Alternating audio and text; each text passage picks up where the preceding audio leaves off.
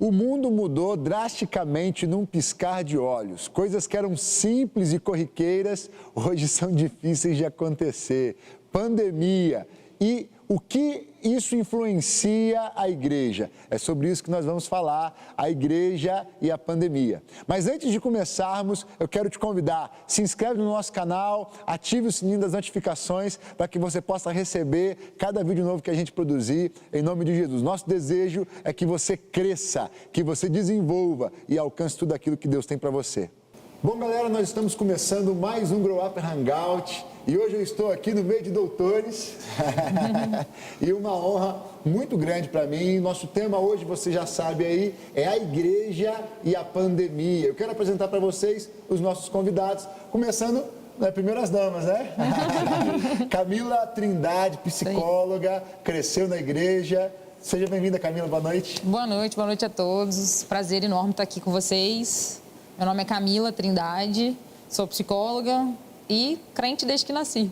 Tá certo, é isso aí. Doutor Luiz Felipe, também médico, é pastor aqui na igreja. Fala um pouquinho, se apresenta aí, Felipe. Amém. Boa noite Camila, Fabiano, Francisco. Um prazer estar com vocês aqui para falar desse tema tão importante, tão relevante nesse momento nas nossas vidas. Eu sou Luiz Felipe, sou pastor. Aceitei Jesus aqui na igreja em 2002. Fomos adolescentes juntos aqui na igreja, né? Crescemos juntos e fui para Bolívia, né, em 2006, pastorear a igreja lá na Bolívia. E, ao mesmo tempo, conciliou lá fazendo a faculdade de medicina. E em 2014 retornamos aqui para o Brasil. Me especializei na área de pediatria e tenho atuado aí na área médica, buscando continuar cuidando, né, das pessoas nessa área médica também. Amém. Doutor Fabiano, também exerce liderança na igreja, na rede da família, tem trabalhado já há um tempo aqui na igreja. Seja bem-vindo, boa noite. Glória a Deus, boa noite a todos, pastores, doutora Camila. É um prazer muito grande estar aqui reunido, debater um tema tão relevante, tão atual, né? Sim. Eu sou advogado há quase 20 anos, advogado aqui da igreja, inclusive, trabalho aqui em Volta Redonda há muito tempo, sou líder aqui na Casa do Senhor, sou presbítero, trabalho na rede da família e tenho observado como que essa questão da pandemia tem influenciado a nossa vida das pessoas dentro e fora da igreja. Sim. É um assunto muito atual e muito pertinente para a gente debater hoje. Amém. Para a gente começar a nossa conversa, então, nós vamos começar como os membros da igreja falando e os líderes e pastores falando primeiramente. O que é a igreja e qual a necessidade dela? Quem quer começar aí? Primeiras damas. Eu sou a primeira de tudo aqui, né? A igreja, para mim, tem uma representatividade gigante na minha vida, assim, porque eu nasci dentro de um lar evangélico. Inclusive, seus pais são pastores, isso né? que eu ia falar agora. Os meus pais são pastores da IPV, já tem 15 anos, né, na IPV 60, lá no bairro 60. E eu, assim, toda a minha vida foi, desde que eu não me entendo por gente, foi dentro de uma igreja evangélica, né? Então, assim, principalmente quando os meus pais se tornaram pastores na 60, no início, o primeiro culto tinham 14 pessoas.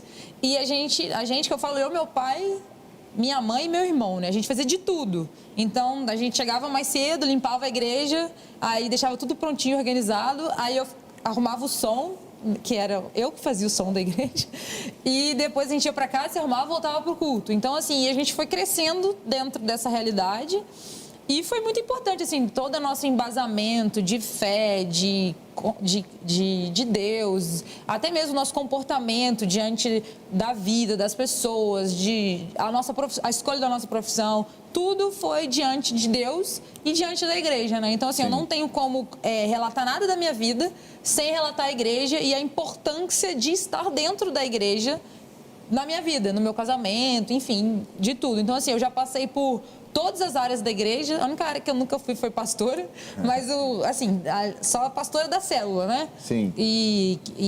Eu e meu marido, nós somos líderes de célula e já fomos líderes de jovens também. Então, assim, eu falo que eu já passei por todos os cantos da igreja e cada um deles me fez quem eu sou hoje. Né? Então, a gente aprende a falar com as pessoas, a gente aprende a cuidar das pessoas, a gente aprende a cuidar do templo igual a gente cuida da nossa casa, né? Então eu sempre falo que a minha igreja é a extensão da minha casa. Então tudo que eu faço para minha casa, eu faço para a igreja. Então se eu compro um arranjo bonito para minha casa, eu também quero que o arranjo da igreja seja bonito, né? Então assim, é fundamental, foi fundamental estar dentro da igreja, né? E aí hoje, a gente estar diante de uma pandemia que nos impede de ir à igreja, é como se tirasse um pedaço de mim, né? Sim. Tirasse um pedaço das pessoas, né? Se eu cresci lá dentro e é como se é a minha família, a minha casa tá ali, então eu não posso estar dentro de casa, eu não posso estar com a minha família. Então, a igreja desenvolve, então, um papel semelhante ao da família, porque dentro do que a Camila está falando, toda a formação dela ali de princípios, de conduta, de maneira de viver, a igreja fez parte desse desenvolvimento. Vocês entendem assim também? A igreja tem um papel, da mesma forma que a família, no desenvolvimento da sociedade, a igreja tem um papel semelhante? Eu acho assim, pastor. Concordo plenamente. E eu acho que vai um pouco além, porque assim, da mesma forma que a igreja forja um caráter, como forjou o da Camila, ela transforma caráter como transformou o meu. Sim. Eu não fui criado como ela num lar evangélico. Sim. Eu me converti com 30 anos de idade, tem 42 hoje, então 12 anos atrás. Então assim, eu vejo essa mesma importância... Não parece que você tem 42. Mas... Eu falaria no máximo assim, 41. Ah, então tá bom, tá bem. Então, assim, eu acho legal ouvir isso dela, porque toda essa relevância, essa importância que ela traz da igreja, eu trago mais de uma forma transformadora. E eu vejo que pessoas também podem estar perdendo a chance de se transformar com essas limitações, com esse medo que as pessoas estão, com vamos dizer assim, novas possibilidades que vão vir para frente, a gente não sabe ainda, de se limitar a muitas coisas. Então, me preocupa muito. Sim, então, a igreja tem uma função social na formação, na transformação, e a igreja também, a Bíblia diz que a igreja é o corpo de Cristo. Você acha, pastor Felipe, que agora primeiro pastor, né? Depois eu vou falar com o doutor, mas que existe meios da gente ter acesso a Deus, relacionar com Deus, a não ser através da igreja? Acho que não, né? A palavra de Deus, ela fala que o próprio Jesus falou, onde estão 2 ou mais reunidos em meu nome, eu estou presente. Sim. Né? E quando a gente aceita Jesus como Senhor Salvador, a gente começa a fazer parte da igreja, fazer parte desse corpo de Cristo, e através disso a gente começa a ter aquela experiência com Deus, de crescer em Deus, né? A gente vai crescendo, vai se desenvolvendo, e toda a nossa vida é influenciada pela igreja, pela comunhão com a igreja, pelo relacionamento que a gente tem com a igreja, pela palavra que a gente escuta na igreja, pela comunhão que a gente tem com os irmãos da igreja. Então a gente é marcado e influenciado em todas as áreas da nossa vida pela igreja, né? E como você falou, a gente faz parte do corpo de Cristo, né? Então a gente está na igreja, a gente se encaixa nesse corpo, e quando a gente está fora desse encaixe aí, a gente não consegue funcionar corretamente, a gente não consegue viver corretamente. Então, a igreja na minha vida também, desde que eu aceitei Jesus, ela influenciou todas as áreas da minha vida. Aqui que eu conheci minha esposa, a gente começou a caminhar nos princípios de Deus, casou nos princípios de Deus, tivemos nossos filhos, ensinamos nos princípios de Deus, buscamos viver agradando a Deus. Então, a igreja se torna fundamental na nossa vida, no nosso dia a dia. Eu penso que a igreja, além de ser, assim, ela não é só um lugar onde eu frequento.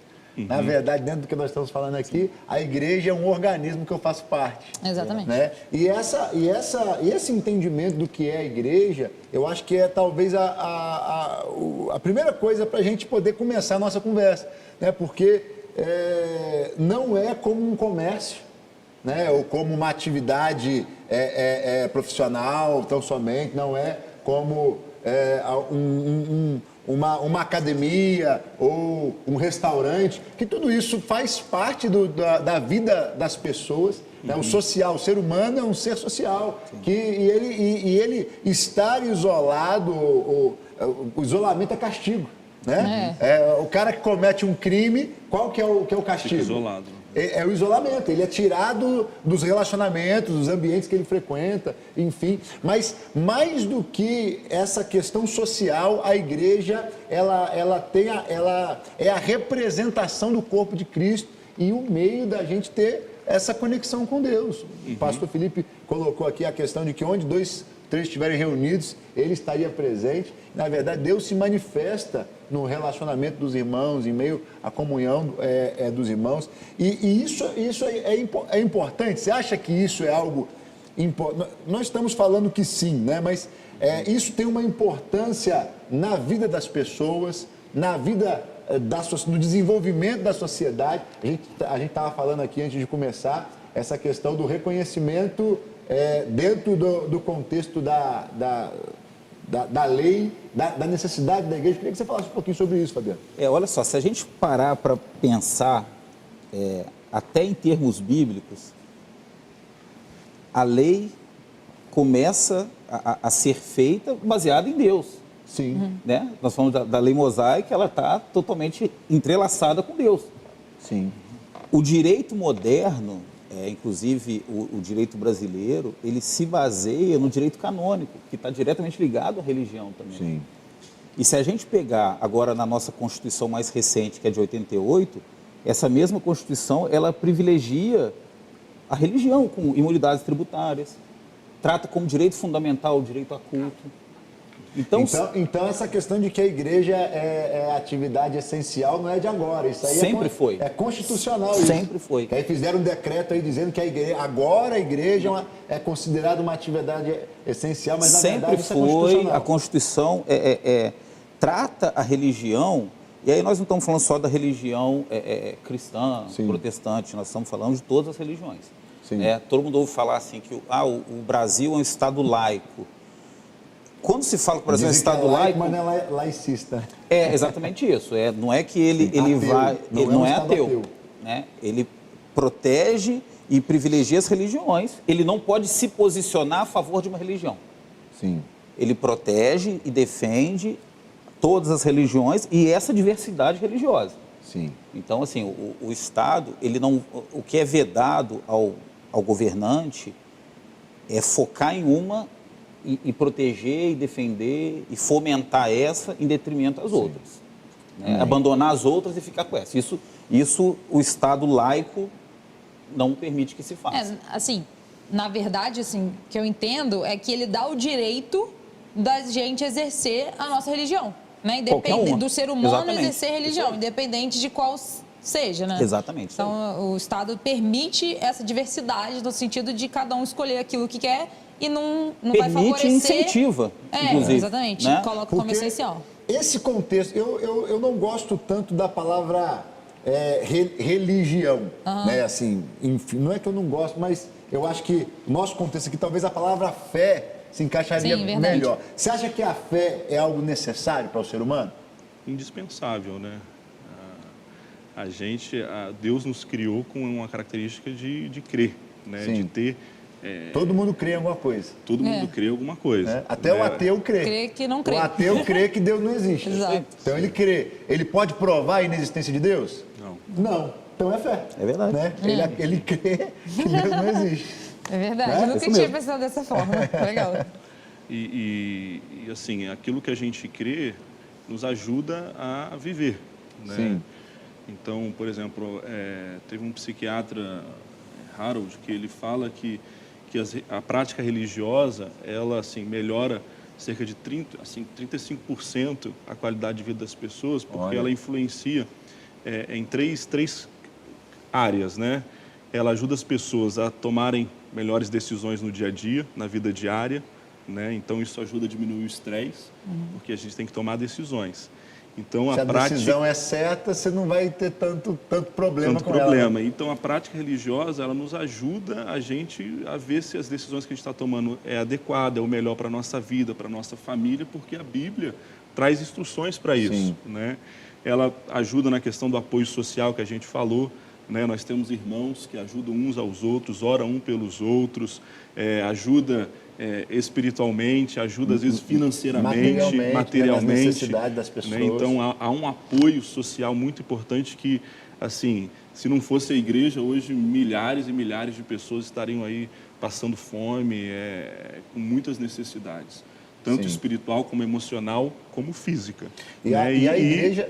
Desculpa, pode concluir. E a igreja também, ela fomenta os hábitos saudáveis, né? Menos álcool, menos drogas, menos vícios, Sim. menos problemas sexuais, vamos dizer assim, de distúrbios sexuais. Então, Doenças assim, até, né? a igreja, você ter uma fé, você ter uma experiência com Deus, isso traz benefícios que nenhum outro lugar, nenhuma outra coisa pode trazer na humanidade, né, para o ser humano. Sim. Agora, Só um detalhe falar. também que o pastor Luiz Felipe falou, que se encaixa perfeitamente na área jurídica. Hoje, assim, a única forma que a gente vê hoje na prática de ressocialização do preso é através da igreja. fé. Hoje, Pode. todos os presídios têm igrejas lá dentro instauradas, instaladas lá dentro. E a única forma que as pessoas realmente se transformam e se ressocializam ali é através da fé. Sim. Não tem outro meio. Legal. Aproveitando o gancho, Pode né? falar. Na psicologia também tem uma linha da Gestalt terapia que entende o homem baseado nas dimensões, e uma das dimensões é a espiritual, a espiritualidade. Né? Sim. Então, igual a gente estava falando sobre o ateu, teoricamente ele não tem essa dimensão desenvolvida, mas mesmo que ela não seja desenvolvida, ela é existente. Então, eles não Sim. enxergam o homem sem a questão da espiritualidade também. Então, dentro dessa ideia, se a pessoa não desenvolve a espiritualidade, ela não é plena. Então, é verdade, Né? também. Porque da mesma forma que eu preciso desenvolver o corpo, né? O meu físico ele precisa estar saudável, o meu emocional, né? A alma, e aí é tanto o emocional quanto o intelectual, eu posso desenvolver também, amadurecer emocionalmente, amadurecer intelectualmente, existe também o desenvolvimento e o Da amadurecimento espiritualidade. espiritual. Né? Exatamente. Agora, para o desenvolvimento da fé, precisa do templo? É uma pergunta também para a gente discutir aqui. O templo é necessário para o desenvolvimento da fé?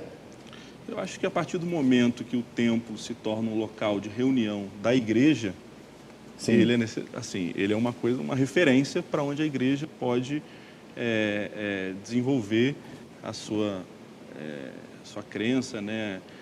Ouvir a palavra, adorar junto, né? Então, o templo se torna algo importante a partir do momento que a igreja está ali reunida. Né? Né? A igreja não é o prédio. Né? O prédio é o local onde a igreja se reúne. O Isso. templo de Deus somos nós, são as pessoas. Né? Pode ser o templo, pode ser um galpão, pode ser... Se a igreja estiver ali Sim. reunida... Pode ser debaixo de uma árvore, né? Numa praça. O apóstolo Paulo falou, a igreja que está aí na casa de Priscila e Áquila, né? Então a igreja estava ali, então Sim. estavam adorando, aprendendo. Então, mas o templo hoje em dia é um lugar de referência para a gente se reunir. Sim. Né? O local em si, então, não é tão importante. Agora, a reunião é importante. Exatamente. Né? A gente pode até usar a Confissão de Fé de Westminster, também fala sobre Sim. isso, né? Que ele fala, sim, que a necessidade da comunhão uns com os outros para que a gente possa exercer a nossa fé, para que a gente possa se ajudar na edificação um dos outros e na questão também da mutualidade cristã, no sentido até isso que você falou mesmo, das doações, né? Porque quando a gente se encontra, quando a igreja se reúne, a gente enxerga as necessidades um dos outros. E aí também é o momento que a gente consegue exercer a nossa fé, né? Sim. Porque a fé sem obras também é morta. Né? Então, assim, a gente precisa exercer a nossa fé, seja orando por uma pessoa, seja ajudando financeiramente, seja dando um abraço, que hoje a gente não pode, né? Dar um abraço, mas tem momentos que o que as pessoas precisam é isso, é de um acolhimento. Sim, porque nesse momento atual eu vejo muita especulação, muita gente falando, não precisa abrir igreja.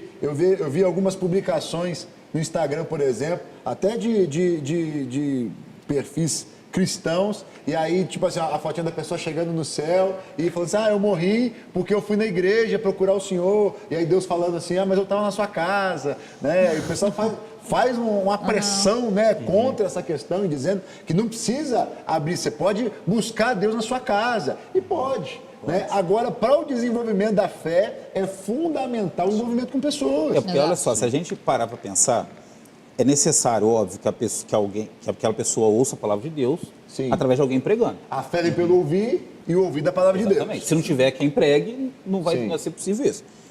Esse aspecto, talvez a internet esteja suprindo. Sim.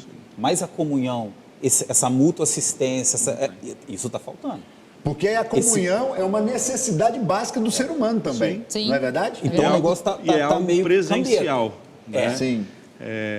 Hoje, por exemplo, na parte da pediatria, a gente vê na questão do desenvolvimento da criança, que fica muito tempo ali vendo a natureza no celular, vendo as coisas no celular, mas ela não está sentindo o vento, palpando as coisas, sentindo o cheiro, porque isso traz isso atrapalha o desenvolvimento, porque o que é presencial é mais real para a gente, né? Por isso nós temos os sentidos, a gente é mais influenciado quando é presencial, a gente dá mais atenção quando é presencial.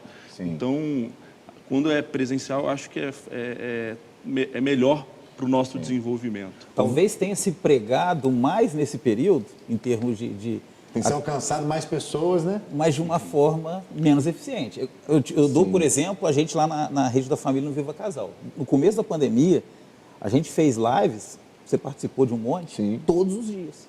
Tinha uma live para casal todos os dias. E até chegou um ponto que o pessoal saturou, né? Porque se abriu o Instagram, era lá, sei lá, vivo, live ao de vivo, tá passando, você não vendo sabia assim, um monte de escolher. coisa ao vivo acontecendo. Né? Mas era o suficiente? Sim. Não. Não é. Eu acho Sim, que esse no sentido que eu contato... tô concordando com o que você tá falando. É verdade, entendeu? Esse se pregou muito, se falou muito, joia, mas falta alguma coisa. Sim. Porque o virtual é uma ferramenta, Sim. né? Excelente para esse tempo. E por enquanto, né, eu penso que é uma ferramenta que a gente tem liberdade por enquanto, Mas não porque gera a o mesmo... tendência é daqui a pouco, e tudo demonstra e indica que o aumento do controle é o que está caminhando para a gente ser cada vez mais controlado, cada vez mais cerceado. Mas por enquanto a gente tem uma liberdade ainda para utilizar os meios virtuais. São ferramentas. Agora, não substitui o presencial. De jeito nenhum. Não substitui o relacionamento. Né, em todos os aspectos, né? Tanto na questão emocional, quanto na questão física, nós precisamos de ter esse contato. E no espiritual também, né? Porque ter alguém... A Camila falou que o desenvolvimento dela na igreja foi algo presencial. Os princípios que ela aprendeu, a transformação que aconteceu na vida do Fabiano. Ele disse que veio com 30 anos para a igreja e houve uma transformação na vida dele por causa das pessoas, né, que tiveram contato. A palavra de Deus que produz algo na gente, sim, mas é através das pessoas. Né? Alguém te inspirou para você vir. Você viu alguém te acompanhou e te ajudou no primeiro momento. E assim por diante. Né? Eu acho que... E a maioria de nós, por exemplo, quando eu aceitei Jesus, eu vim na igreja. Sim. Escutei a palavra aqui, vim até aqui na frente, uma pessoa me abraçou, orou por mim, e aquilo trouxe cura, né? Trouxe esperança, trouxe uma nova vida para mim. Aquele momento né? de sair do banco e vir aqui para frente, aquela decisão, acho que aquilo é tão forte, né? Acho que assim, é um rompimento ali mesmo. Eu quero. Sim. Você em casa, você aceitar Jesus na frente do celular? Joia. Mas eu acho que fica falta. Né? Eu acho que você romper a vergonha, eu não sei com os outros, mas comigo foi assim. Eu vou, não vou. Aquilo foi libertador. Você rompeu o corredor e vir na frente. Começa um processo de aceitação ali, né? Exatamente. Quando você rompe a primeira barreira ali, você já colocou pra você e assumiu pro mundo. É igual quando a gente batiza também, né? O batismo é um ato público. Então é a mesma coisa. Vira uma chave. Vira uma chave. Inicia um processo. Né, psicologicamente, Inicia um processo você novo. starta um novo tempo, né? Exatamente. Sim. Agora, vocês acham que está sendo desenhado algo aí, uma mudança na sociedade? Porque a gente vê no contexto histórico, eu não sei se eu estou me equivocando ao dizer isso, mas a gente vê no desenvolvimento da história situações que mudaram a realidade da sociedade. A Revolução Industrial, por exemplo, mudou a sociedade. Né? Uma revolução tecnológica que aconteceu há um tempo atrás mudou a sociedade. Né? Talvez a situação que aconteceu nos Estados Unidos lá no 11 de setembro, né? Mudou aspectos a maneira de viajar, a maneira, né? As fiscalizações em aeroportos, mudou muitas coisas. Vocês acham que está sendo desenhado aí o que muitos têm chamado de novo normal? A gente tem caminhado para uma nova realidade?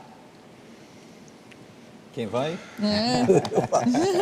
Eu acho que algumas áreas sim.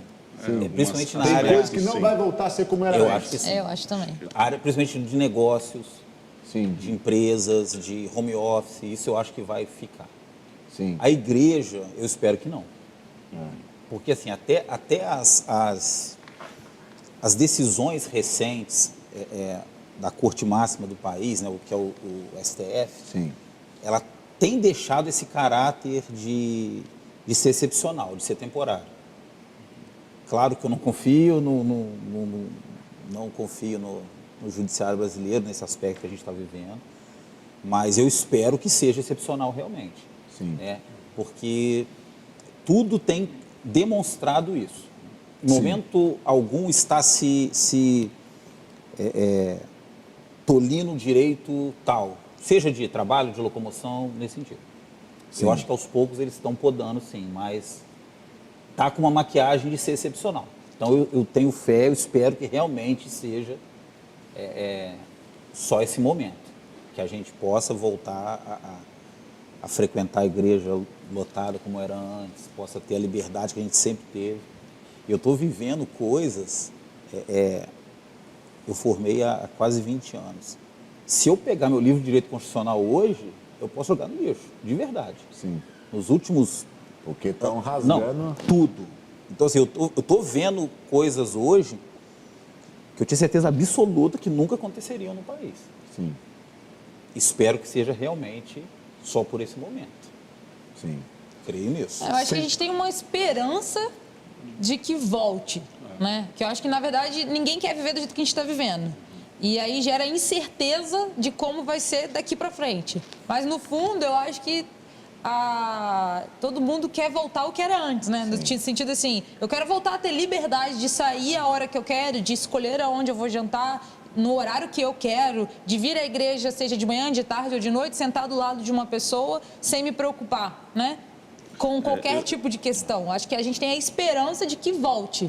Mas eu não sei se tudo volta a como era antes. Eu acho que muitas áreas vão sim sofrer alterações. Agora, dimensionar isso, a gente ainda está muito no meio disso tudo. E vão né? deixar cicatrizes, né? Exato. Tempo, Isso que eu ia né? falar. Até porque as pessoas estão mudando. Exatamente. Né? A forma de entender, de interpretar A gente nunca as coisas estão passou por mudando. isso, né? Algo muito novo. Então, acho que existe um novo normal agora, porque as coisas estão demorando a passar, né? Então, eu, por exemplo, na área médica, eu tenho que entrar no hospital de máscara. Todo caso com tosse, eu tenho que pensar em Covid, eu tenho que pedir exame.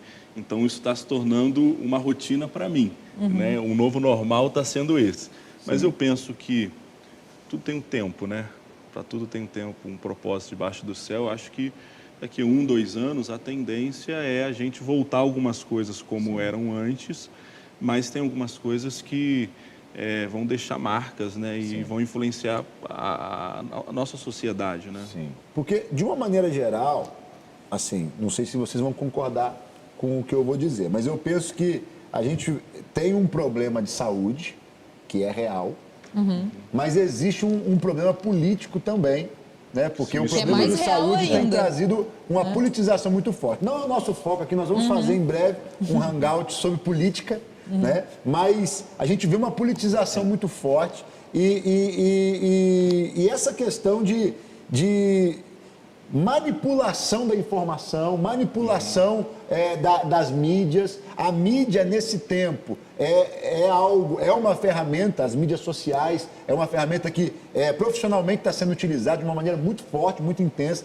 Muita gente se reinventando e ganhando dinheiro de forma online, usando Instagram. A gente vê muita gente ganhando dinheiro para ensinar os outros a ganhar dinheiro com a internet. Isso aí. Eu vejo muito isso. Ganha dinheiro com o seu celular. E às vezes o cara nunca fez nada, mas ele argumenta bem, né? Assim, tem uma boa eloquência, ele vai te ensinar a fazer algo que ele nem faz. Isso Né? aí. Que ele nem sabe, nem desenvolveu algo ainda. Vai E te vender um curso ali. Né? Vai te vender um curso de algo que ele não faz. Isso. Né? Mas ele sabe como vender. Tem muita gente fazendo isso. A gente vê a medicina, eu penso, atendimento por telefone, coisa que há alguns anos até não existia. Teleconsulta. Né? Consulta por telefone, Era até consulta proibido, online. né? Era até proibido, eu acho.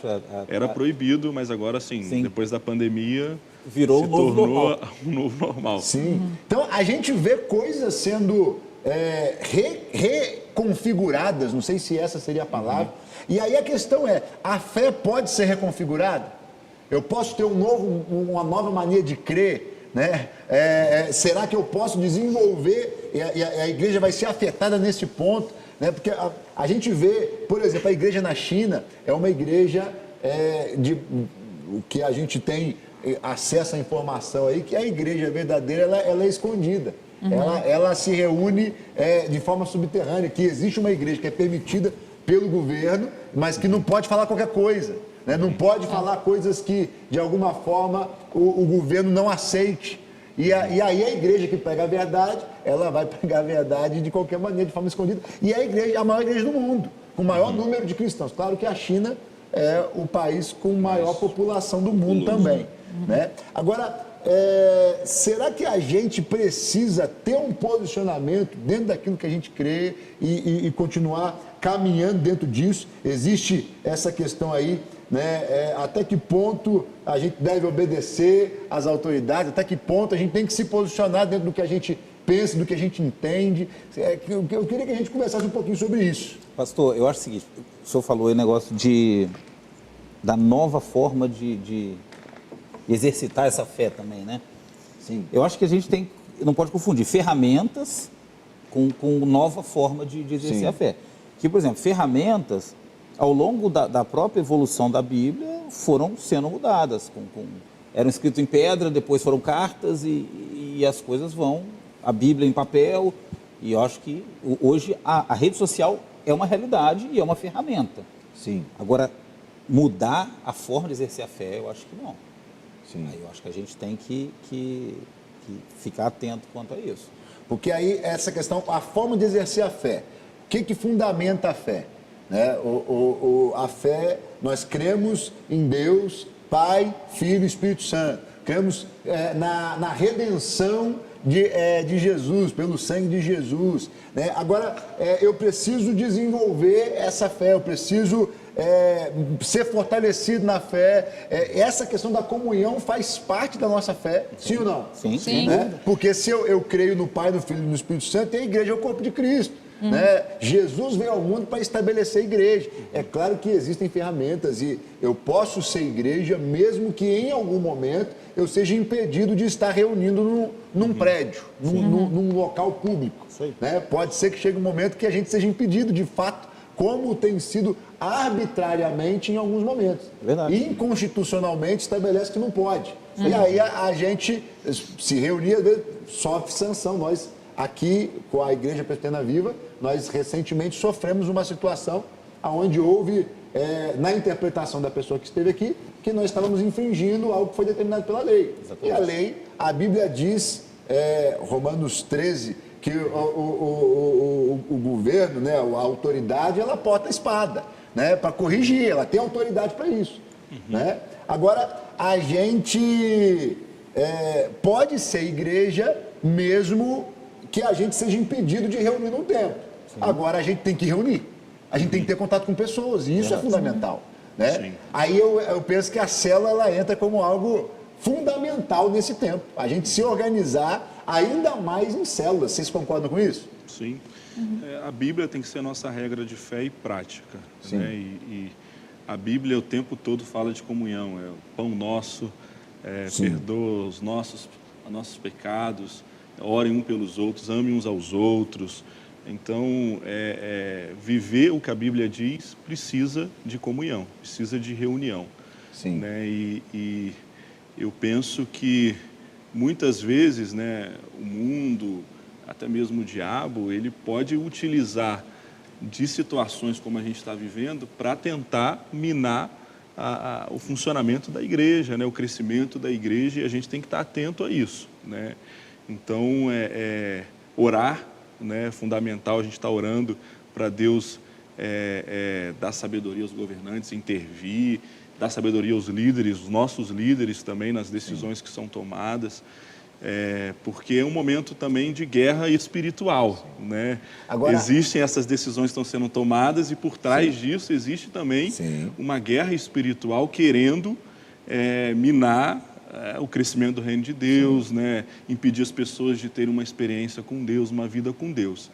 E, assim, a gente sabe que a gente está vivendo uma pandemia, existem certas restrições que a gente também entende, a igreja entende que tem que ser feitas para a proteção das pessoas. Sim. Mas, por exemplo, se uma pessoa quiser ver algo ruim, ela vai ver algo ruim, mesmo estando tudo certo. Sim. Né? Então, a gente tem que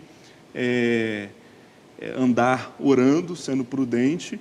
E aí, aquela pergunta que você fez, até que ponto? Eu acho que a partir do momento que a gente vê que algo é injusto, que algo não está sendo coerente com a realidade, a gente tem que ir contra.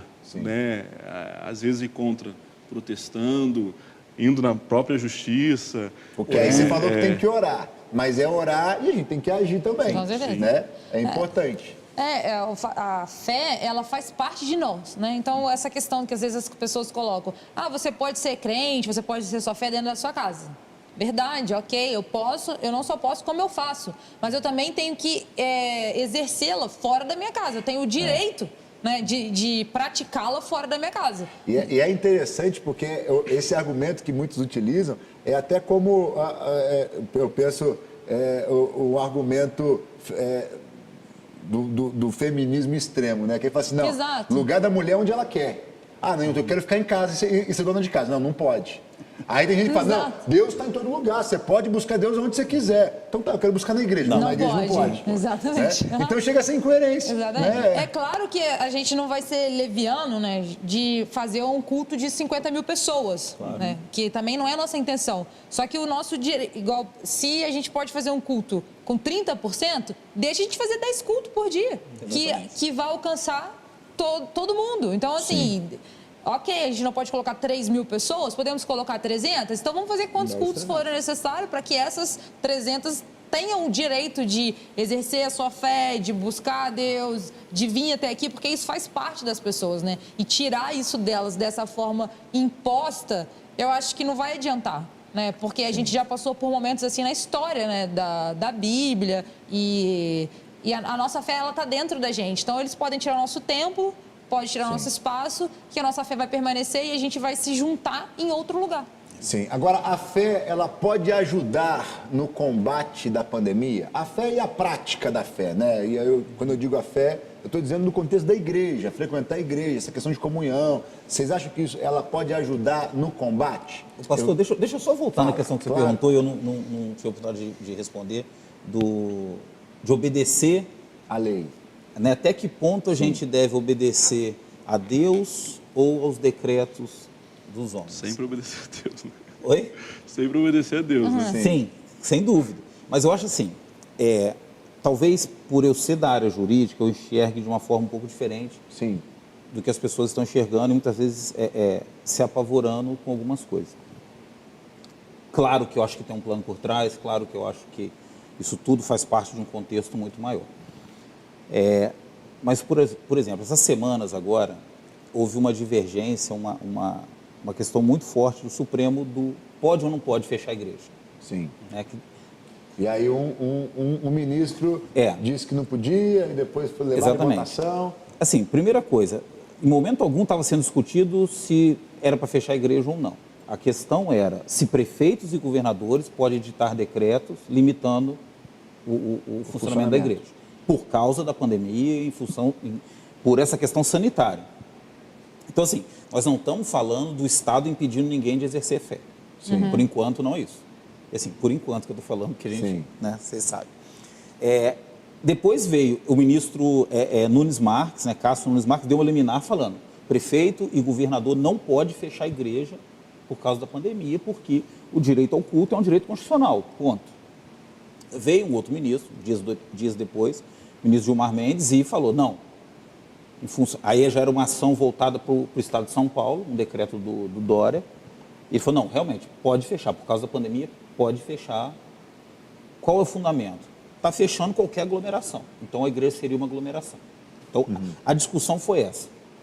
Não concordo com a Camila, que se cabe 30%, vamos usar 30%. Sim. E assim, então não está, por enquanto, impedindo o funcionamento de igreja. O prefeito e o governador vai editar um decreto, se quiser editar, aí sim que vai dizer. Por exemplo, deu a decisão do Supremo, nós em Volta Redonda estamos funcionando na igreja, dentro das limitações. Tá? Aí você me pergunta, obedecer a Deus ou obedecer aos decretos que podem acontecer dos prefeitos ou governadores? Eu acho o seguinte, a gente tem que tirar por parâmetro, por exemplo, Daniel, o livro de Daniel, que a gente tem 2 momentos ali, dos 3 amigos dele, né? Sadraque, Mesaque e Abednego, que são obrigados a adorar outro Deus e se recusam. Joia, concordo. E Daniel depois é impedido de adorar o Deus dele, né? De buscar Deus em oração. Sim. Eu acho que nesse aspecto, se chegar, aí eu acho que é uma situação diferente. Agora tem uma questão, Fabiano, dentro disso que você levantou aí, para a gente pensar também aqui. Dentro da responsabilidade que nós temos também diante da sociedade. Porque o médico, ele faz um somos juramento. exemplo, né? Não, e o médico, ele tem uma responsabilidade social, ele tem um juramento. Né? Se o médico, se você estiver em qualquer lugar e tiver alguém passando mal, você tem uma obrigação moral De parar e atender. de socorrer a pessoa. O policial, ele tem uma obrigação. Se o policial está, onde quer que seja, ele tem uma situação e ele não age, ele responde depois diante disso. E a Moral e igreja, legal, né? ela tem uma responsabilidade na sociedade, que é ser sal e luz. Se eu não for sal e luz, eu vou responder diante daquele que me estabeleceu. Fala-se uma coisa nesses dias que é muito forte. Né? Muita gente fala assim, os pastores são mercenários, quer abrir igreja por causa de dinheiro. Mas, gente, pelo amor de Mas a Deus, gente né? escuta isso... Eu tenho 31 anos, tem 31 anos que eu escuto que pastor é mercenário. Pastor é por causa de dinheiro. E aí, nesse momento, com pandemia ou sem talvez... pandemia. E isso é muito forte, Camila, porque nesse momento, talvez, a gente consegue realmente identificar quem é e quem não é. Porque tem gente que fala assim, quer abrir igreja por causa de dinheiro. Pelo amor de Deus, tem meios de arrecadar sem abrir igreja. Exatamente. Né? Hoje tem... Você mesmo falou transferência. do online. Pois né? é. As pessoas hoje vendem tanta coisa online, ganham tanto dinheiro online, dentro da casa dela, no quarto delas. Então, a igreja, se o intuito fosse o dinheiro, ela também consegue fazer isso. Para ter entrada na igreja, nós não precisamos abrir a igreja para que haja entrada. As ofertas e os dízimos são feitos de forma online. Né? Agora, a gente quer abrir a igreja para cuidar das pessoas. Né? A Bíblia diz, e é muito forte sobre essa questão de quem é mercenário, a Bíblia diz que o pastor que vê o lobo chegando e foge, esse é mercenário. Aquele que vê o perigo chegando e se esconde, esse é mercenário. Então, da mesma forma que os médicos e o pessoal da saúde, por exemplo, está lá na linha de frente, a igreja também está se colocando na linha de frente. Porque, e aí é o tema que nós estávamos entrando. Você acha que a fé e a igreja pode ajudar nessa questão do combate à pandemia? Eu acredito que no efeito da pandemia, né? No efeito da pandemia nas pessoas, né? Porque a igreja combater a pandemia, acho que não. Mas o efeito da pandemia na vida das pessoas, aí eu acredito que a igreja seja essencial. E eu vou até te dar um exemplo do meu pai, por exemplo. Meu pai é pastor e ele tem mais de 60 anos. E aí muitas pessoas da igreja chegam para ele e falam assim, pastor, você tem que ficar em casa porque você é grupo de risco. Aí ele fala, não, mas o meu papel é estar aqui. Porque se eu não estiver aqui, eu não estou cumprindo o meu papel. Então, eu não posso ficar em casa. Eu não tenho o direito de ficar em casa. Eu tenho o dever de estar aqui. E acolher as pessoas e ajudar as pessoas. Porque o efeito da pandemia na vida das pessoas, ela foi assim, em todas as áreas da vida, né? Então, desde a fé, do financeiro, do medo, da morte, né? do psicológico. Ansiedade, depressão. Então, assim, tudo isso atingiu as pessoas e as pessoas não têm para onde recorrer. E a maioria delas recorre ao pastor. Né? Eu brinco até que eu falo assim, aconteceu uma situação uma vez que pegou fogo na casa da pessoa e ligaram pro meu pai. Aí eu falei, pai, por que eles não ligaram pro bombeiro? Né? Porque, tipo assim... Já aconteceu comigo, a pessoa caiu em casa, me falou, pastor, caí, machuquei. Falei, filha, liga pro hospital, pra ambulância aí e tal. Né? Porque, aí eu orei com a pessoa pra acalmar ela. Mas é confiança. Exatamente. É a segurança então, assim, que tem. pensa, a pessoa fica tão perdida e aonde vai a primeira coisa que ela pensa? Eu vou ligar pro meu pastor, eu vou ligar pro meu amigo da igreja que tá lá toda vez que eu preciso. Porque, assim, querendo ou não, igual eu vou orar pra te acalmar, mas você liga pro médico. Né? A gente não tá negligenciando a ajuda médica, né? Pegou fogo, liga pro bombeiro. Né? Tipo, meu pai falou, eu não tenho nada pra fazer, eu vou aí te ajudar, mas eu vou ligar pro bombeiro. E eu acho que a postura da igreja, pelo menos todas que eu tenho visto, principalmente aqui, tá muito nesse... Ninguém aqui tá ignorando a pandemia. Sim. Ninguém tá sendo negacionista no sentido, não, vamos lotar o templo. Não, muito pelo contrário. Né? Todos os cuidados estão sendo tomados, mas a gente enxerga a relevância da igreja para as pessoas. E a necessidade de enfrentar um problema. Exato. Não é se esconder do problema. Né? Problema não resolvido é problema existente. A Camila falou um negócio interessante, que a igreja ela não vai combater diretamente a causa da pandemia. Exato. Né? E aí tem aí a área médica que desenvolve. Cientificamente tal. não, né? Mas existe uma questão de que tanto a própria a questão da atividade física, de estar emocionalmente bem, tudo isso impede o vírus dentro. E aí afeta a imunidade. Quem tem autoridade para falar, se baixa a imunidade, e aí se a pessoa, o medo baixa a imunidade. Né? A pessoa pensa, poxa, tô com Covid. Tem gente que falou comigo que pegou Covid na cabeça 3 vezes. Eu falei, como assim? Que ela foi no médico, a minha filha, não é coisa da sua cabeça. Ela falou, mas eu perdi olfato, perdi paladar, e não tinha nada. Não, eu conheço pessoas que já fazem exame de teste de Covid rápido uma vez por semana, porque uma vez por semana elas entram em desespero. Não, agora eu peguei. E aí vai lá, faz o exame, gasta para pagar, né, para fazer o exame, e não tem nada. E só acalma depois que sai o resultado negativo. Sim. A mente, os pensamentos, né, isso influencia muito na nossa saúde, né?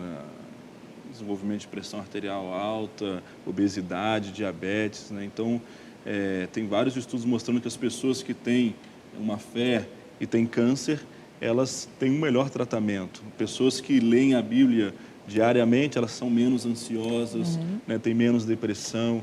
Então, a fé, ela ajuda a gente a ter uma saúde melhor. E a própria palavra de Deus, os conselhos da palavra de Deus, a pregação do bispo mesmo domingo, né? Cuida da saúde. Fala sobre saúde. Então, os conselhos que a gente escuta das pessoas que nos amam, né? Que faz parte da nossa família de Deus, nos ajudam a viver melhor. Né? Por exemplo, a pessoa ligou para você, você deu um conselho sábio para ela, ó, faz isso. Então, a igreja, ela ajuda a influenciar para que as pessoas tenham uma vida melhor em todas as áreas. Sim. Tanto na saúde, como na área espiritual, emocional, familiar. Então, a igreja tem resposta para tudo isso. Sim. Claro que tem coisas mais específicas que a medicina vai te ajudar mais. Então, a própria igreja vai te orientar. Ó, vai no psicólogo, vai no médico. Você está doente, você está com febre, está com isso, você vai ter que ser visto. Sim. Mas nós estamos orando aqui. Você vai ficar bem. Qualquer coisa, liga para a gente. Se precisar de alguma coisa, a gente vai te dar um apoio. Porque a igreja tem esse papel e é um papel fundamental que ajuda na recuperação de milhares e milhares de pessoas. A Camila, como psicóloga, sabe muito melhor isso, estão doentes. Estão com a mente totalmente pirada. E a forma de transformar essa mente é pela palavra de Deus. Sim. Né? As pessoas vão transformar a sua mente, vão perder esse medo decorrente, vamos dizer assim, desses tempos atuais. Sim. Né? Agora, crente pode ter medo? Esse é um ponto legal, né? A gente já caminhar para o final do nosso bate-papo aqui, mas... Só falando essa questão da palavra de Deus, Jesus ele falou, né?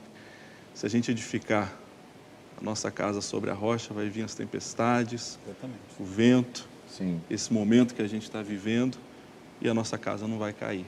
Né? Então, a gente está firme na palavra de Deus, ouvindo a palavra, em comunhão na igreja, vai vir essa tempestade que a gente está vivendo, mas a gente vai ficar ali firme. Eu ouvi um pastor falando, pastor Felipe, sobre essa questão de que as pessoas estavam até na rede social orando por alguém, né? Alguém da igreja lá que estava com o vírus, e essa pessoa veio a falecer. E alguém questionou, né? Se Deus amava tanto, né? Por que Deus não salvou ela? E a resposta do pastor foi a seguinte: quem disse que Deus não salvou? Deus justamente salvou, né? Deus não apurou. Né? E a morte vai chegar em algum momento. Exatamente. Né? Até porque a salvação é mais importante que a cura, né? Então, a nossa visão é desse momento, né? E Deus tem a visão eterna, né? A chuva vem para o justo e para o ímpio. Né? E alguns vão morrer, né? De vírus, ou vão morrer de acidente, ou vão morrer. Né? A morte está aí, a né? própria pra questão que às vezes fala, e a gente acaba voltando um pouquinho, não quero estender novamente para o contexto político, mas fala assim, está faltando leito nos hospitais.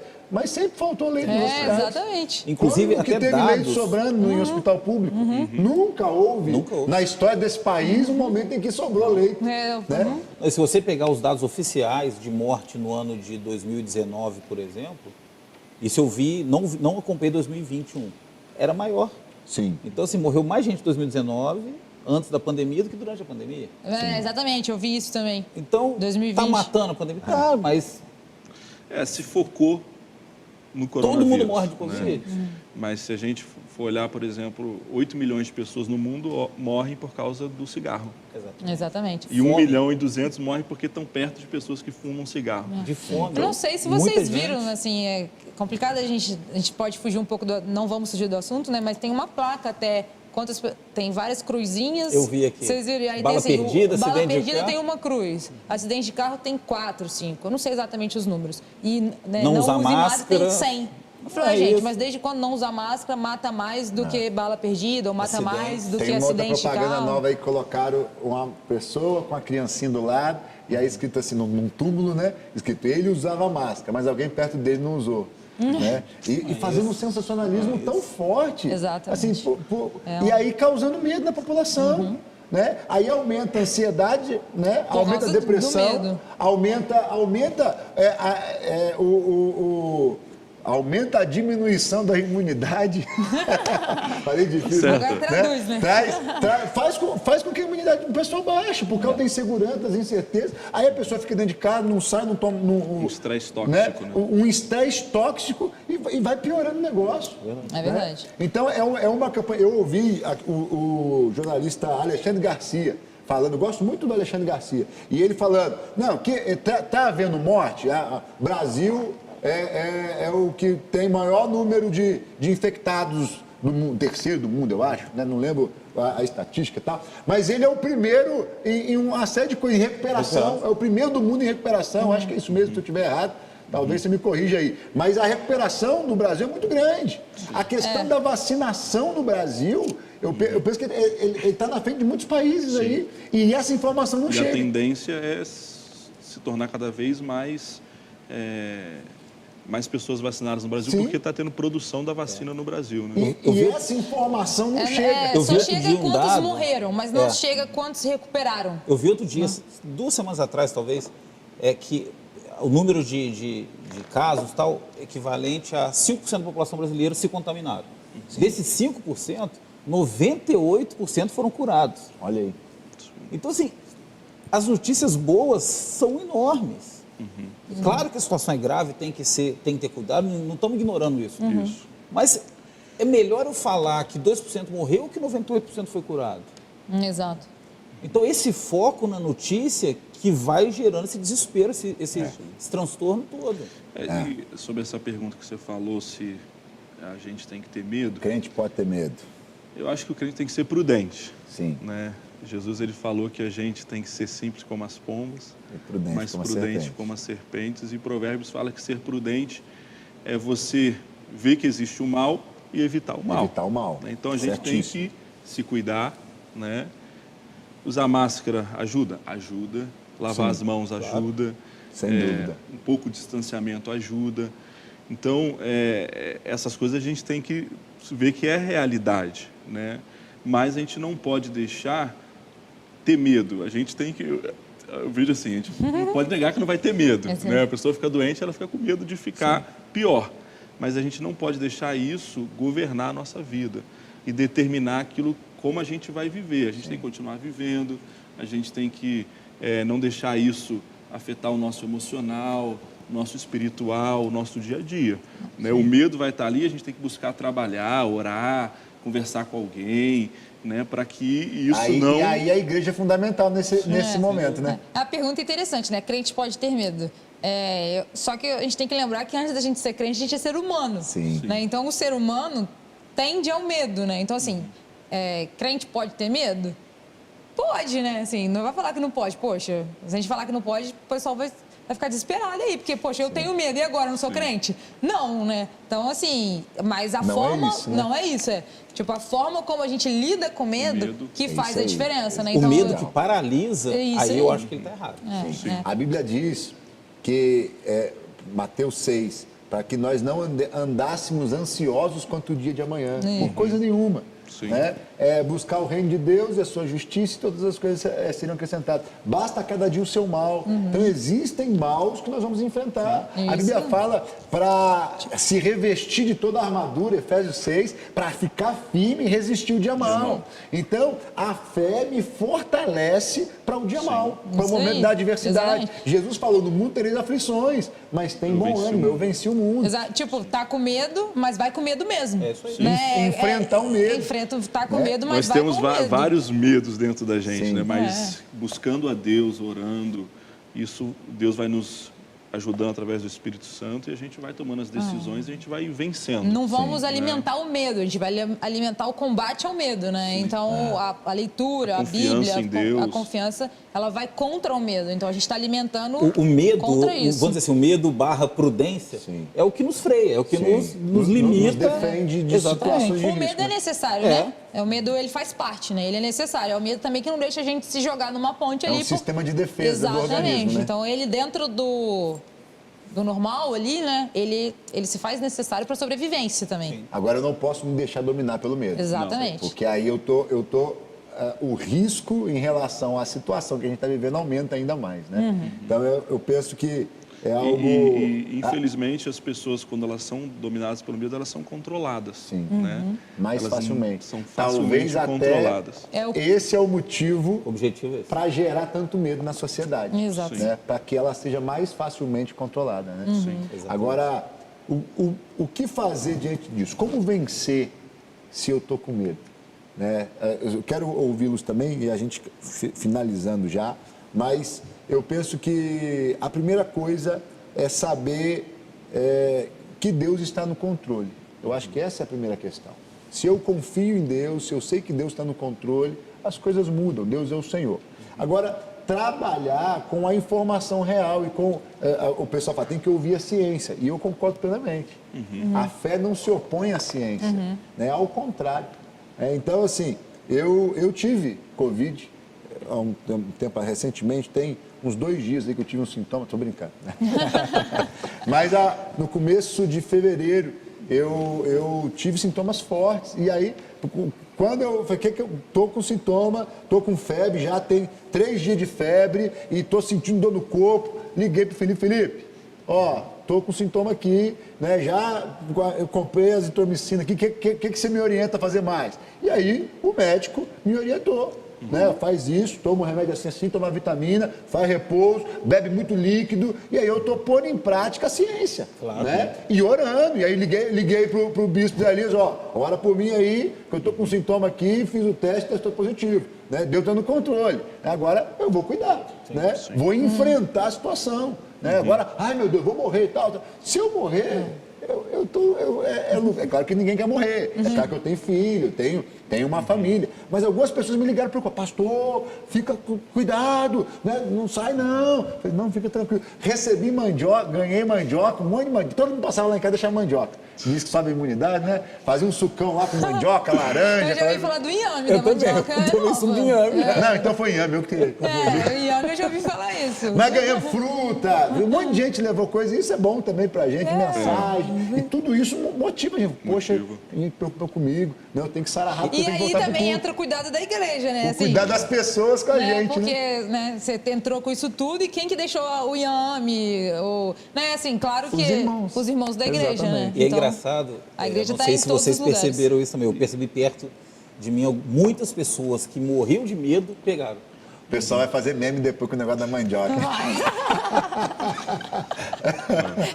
Mas assim, eu vi, como eu, não parei, tomei os cuidados, continuei trabalhando, continuei fazendo tudo que eu tinha que fazer.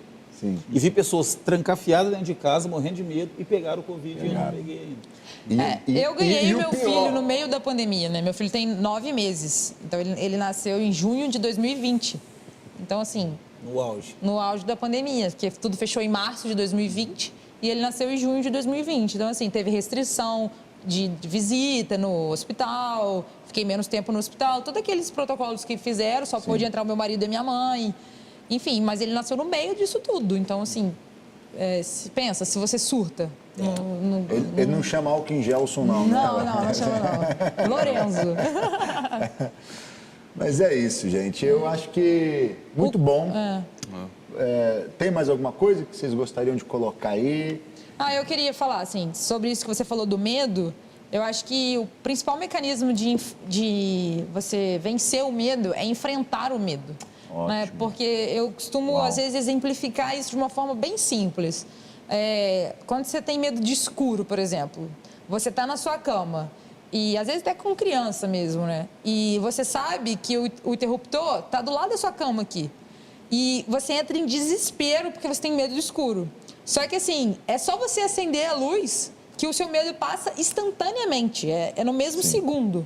Só que o fato de você levantar, dar um pulo da cama e apertar lá o interruptor para acender a luz, aquele ato é desesperador. Você tem certeza que naquele minuto ali, é o enfrentamento do seu medo direto. Parece uma bobeira, mas não é. Se coloque na situação de você estar deitado na sua cama, tudo escuro, e você tem medo de escuro. Aí você sabe que é só você levantar e acender a luz que aquilo passa. Mas você muitas vezes não consegue dar aquele ato de levantar da cama e ir lá acender a luz. E eu falo assim, cara, quando você consegue enfrentar esses segundos de desespero, romper esse desespero inicial de levantar da cama e acender a luz, você se liberta do seu medo instantaneamente. Então, assim, o enfrentamento dos nossos medos é libertador.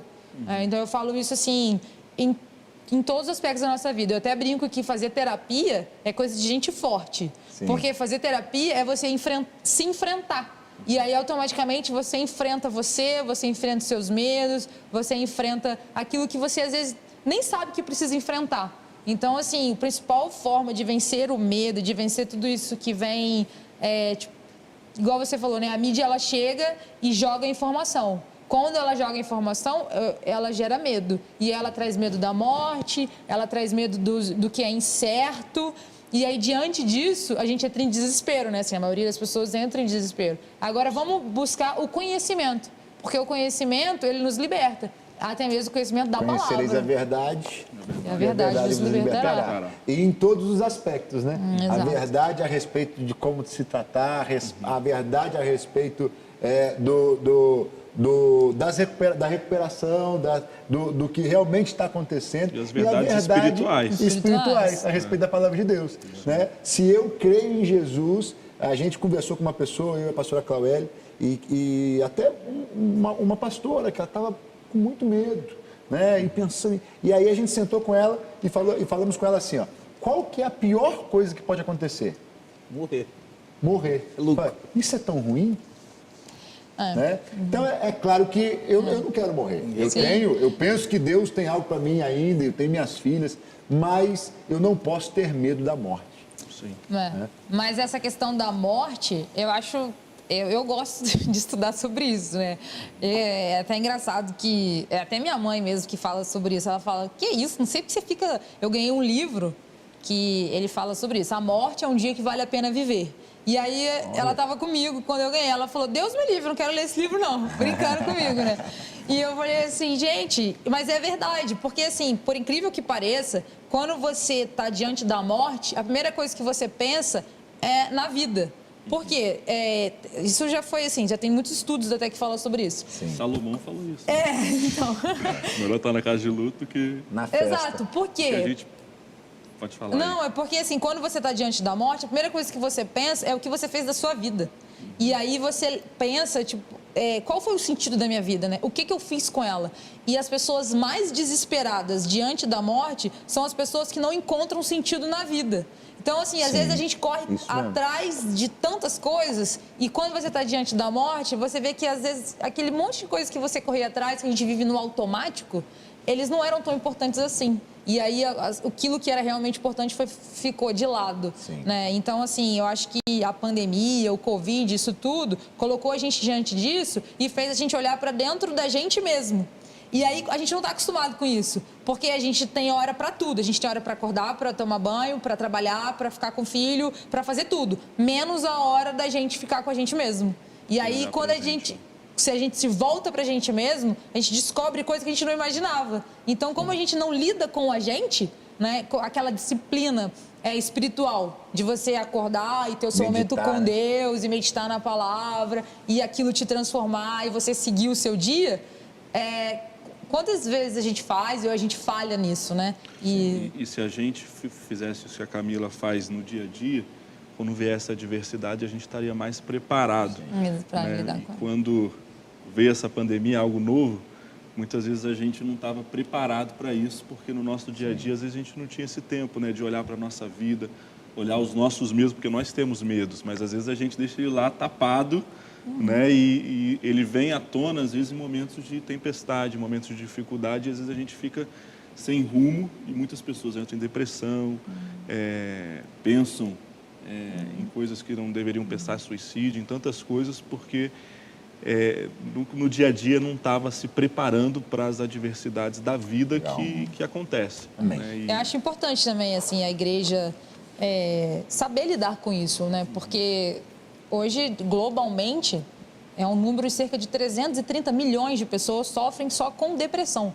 Fora ansiedade, tudo isso. E o Brasil, da latino-americana, assim, da América do Sul aqui, é o país mais ansioso da América do Sul. Então, assim, é uma situação que está diante da gente o tempo todo, né? Então, não tem como a gente não lidar com isso e não encontrar pessoas que estão sofrendo por depressão ou por ansiedade, por tudo isso. E é importante o papel da igreja também na vida dessas pessoas de duas maneiras, né? De não achar que isso não existe, né? Que isso existe, acolher a pessoa e, ao mesmo tempo, também saber direcionar. Né? Porque da mesma forma que a gente direciona para um médico, para o bombeiro, é importante a gente direcionar para um psiquiatra, é importante a gente direcionar para um psicólogo, porque são, igual a gente como falou no início, são dimensões. Então, se a pessoa está cuidando do espiritual, vamos cuidar agora do psíquico, né? Vamos fazer o equilíbrio dessas dimensões, né? Então, a igreja também precisa estar preparada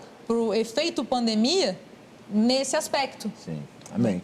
E a gente pode indicar, às vezes indica para o médico, para o psicólogo, pode indicar para o advogado também, né? Advogado serve para coisas boas também. Tá certo. Considerações finais aí e conselhos para a gente finalizar aqui. Queria que cada um fizesse aí a sua consideração final aí para a gente finalizar. Eu acho assim, pastor, a gente precisa ter muito cuidado nesse momento entre distinguir o que é real e o que não é real. Sim.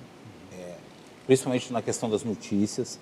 A gente precisa ser cuidadoso, ser prudente, entender que somos exemplos também no aspecto de mostrar para as pessoas como agir diante dessa situação. Sim. Então, precisamos tomar os cuidados sem esquecer quem a igreja é. Amém. Então, a gente tem que se posicionar, tem que seguir as ordens legais. Por enquanto, eu acho que sim. Eu acho que ainda está dentro de uma forma aceitável, que dá para a gente continuar sendo igreja sem afrontar as leis. Eu acho que a gente ainda está nesse pé. Cuidar das pessoas, como a Camila estava falando, a gente está falando muito de pandemia, não pode esquecer dos reflexos da pandemia, na alma, no econômico, no desemprego. Então, isso tudo tem afetado pessoas e só se fala de morte, Covid, e entubado, e vai muito além disso. Eu tenho visto pessoas desempregadas, pessoas perdendo tudo, fechando negócios. Então, assim, a pandemia tem causado outros problemas que precisam ser tratados e discutidos também, além do só de número de mortos. Amém. Amém? Eu penso que a minha mensagem, é tempo da gente se cuidar, né? E a crise que foi gerada, a crise ela pode fazer a gente decair ou pode fazer a gente crescer, né? E nós, como cristãos, Deus quer que a gente cresça, né? Deus permitiu esse tempo e eu penso que todas as coisas cooperam para o bem daqueles que amam a Deus e a gente pode aprender com muitas coisas que estão acontecendo e Deus quer que a gente se cuide. Cuide da saúde, esteja preparado na saúde para enfrentar as diversidades, cuide do nosso emocional no dia a dia para enfrentar as adversidades, cuide do nosso espiritual e que a gente esteja preparado, né, para as coisas que estão para acontecer na nossa vida, o que estiver para vir. Deus quer que a gente esteja preparado e para isso a gente precisa tomar a decisão de se cuidar, né, não deixar para depois isso. Amém. Camila? Eu sempre ouço muito na internet também falando sobre tempos difíceis geram homens fortes, de tempos leves geram homens fracos, né? Tem alguma coisa assim. E eu acho que nós estamos diante da oportunidade de viver um tempo difícil. Então, significa que nós vamos nos tornar pessoas fortes, né? Então, a gente está diante de uma situação que ninguém nunca viveu e com a oportunidade de fazer disso um diferencial.